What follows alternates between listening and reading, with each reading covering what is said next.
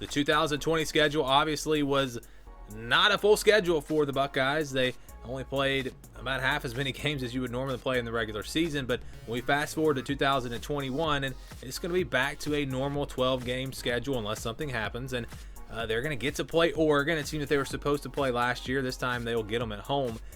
And we're going to look at this schedule, see exactly how tough it is, and see if this schedule is going to give them an opportunity to get it back to the college football playoff in 2021. So here is the schedule. It's interesting that they will open up on a Thursday night against Minnesota on the road. That's probably the first thing that jumps out to me. That, and then the fact that they play Penn State and Michigan back-to-back at the end of the year. That's interesting as well. Let's first, though, look at the games that they play outside of the division.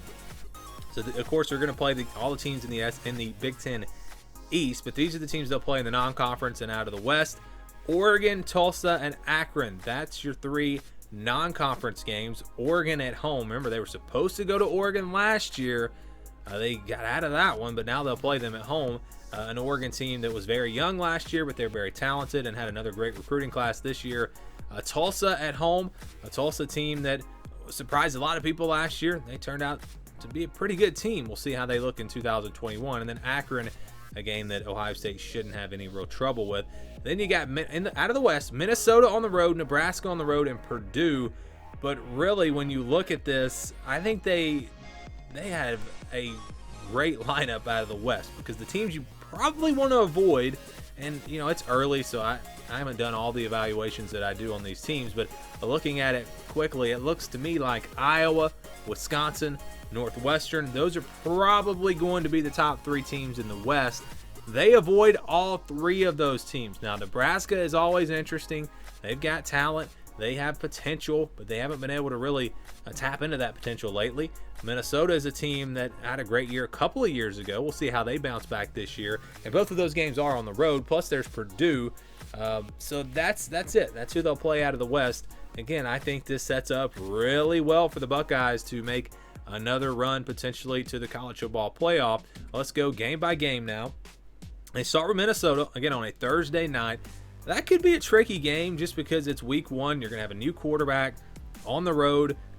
We assume there'll be fans this year, so that is an interesting game there. And then Oregon week two, so they don't get an easy game. No cupcake games for them to start off the year. They jump right into it with a Big Ten game, and then Oregon at home. Again, this is an Oregon team that should be pretty good this year, and I think that's going to be one of the bigger non-conference games really in the entire country. Looking forward to that one. Tulsa on September 18th. Like I said, we don't really know for sure what Tulsa is going to look like. It's a team that had a really good year last year. They didn't look great in the bowl game, though, so that's a game you assume Ohio State should be able to take care of business in, and of course Akron, same thing. They should be able to win that game. That's your month of September, and then it's all Big Ten games from there. They start with Nebraska on October the 2nd. The game is on the road. Pretty tough place to play, but again, Nebraska just has not been really competitive the last few years, and I don't know that that's going to change, but perhaps it does. Perhaps Nebraska is a threat in the Big Ten West. This game's on the road. If that's the case, that could be a tricky game. Purdue at home, because it's at home, I don't think is too big of a concern. We'll have to keep an eye on that one on October the 9th. Then they get a bye week. Not exactly an ideal spot for the bye week between Purdue and Rutgers, but they'll play Rutgers on October 23rd on the road. Rutgers is a team that we saw last year is starting to improve. Greg Schiano did a really nice job with them in year one. What will they look like in year two? Of course, that's the big question there, and that game is on the road. Then on October the 30th, they'll play Michigan State at home. Michigan State really struggling right now. They appear to be a team that's going to be towards the bottom of the Big Ten again in 2021, plus the game's at home, so I'm not too worried about that if I'm Ohio State. How about the game after that, though? November the 6th, on the road at Indiana. We saw last year Indiana, they've turned things around. Indiana is a threat in the Big Ten.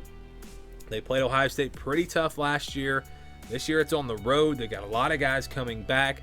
That is a very tricky game if you're Ohio State. I like where it is on the schedule. It's not early, so you're going to have time to break in the young quarterback. And also, it's not sandwiched in between two huge games. It's between Michigan State and Maryland, two home games. So I like where it's at on the schedule. But again, if I had to circle a game that I would say, oh, this could be a tricky game here, it's that Indiana game on November the 6th. Maryland after that on November 13th. The game is at home for Ohio State. And then the last two games will be big ones. They'll play Penn State on November the 20th. The game is at home for Ohio State. That's good news. Penn State was not very good last year, but I really think this Nittany Lion team is going to be better in 2021. They got a lot of guys coming back, some transfers. If you look at how they finished the year last year, they finished really strong. So I think this is going to be maybe a tougher game than you might expect, just looking back to last year. Good news for Ohio State is, again, this game is at home. That is the good news. And then the final game of the year will be against Michigan.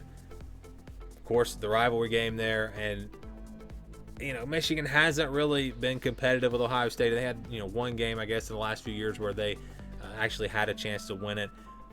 The game's on the road. That could be a test there. When you look at the road schedule, though, for Ohio State, it's Minnesota, Nebraska, Rutgers, Indiana, Michigan. I still go back to that Indiana game. I think that might be the biggest challenge on the road. But overall, when I look at this schedule, it's not too bad, especially when you look at who they play out of the West. They don't have any tough back-to-backs. The toughest back-to-backs are probably Minnesota and Oregon to start the year, and then maybe Penn State and Michigan. So I think this schedule absolutely sets up in a way to where Ohio State is once again going to be the favorite in the Big Ten East, and they're going to have a really good shot to make it back to the college football playoff.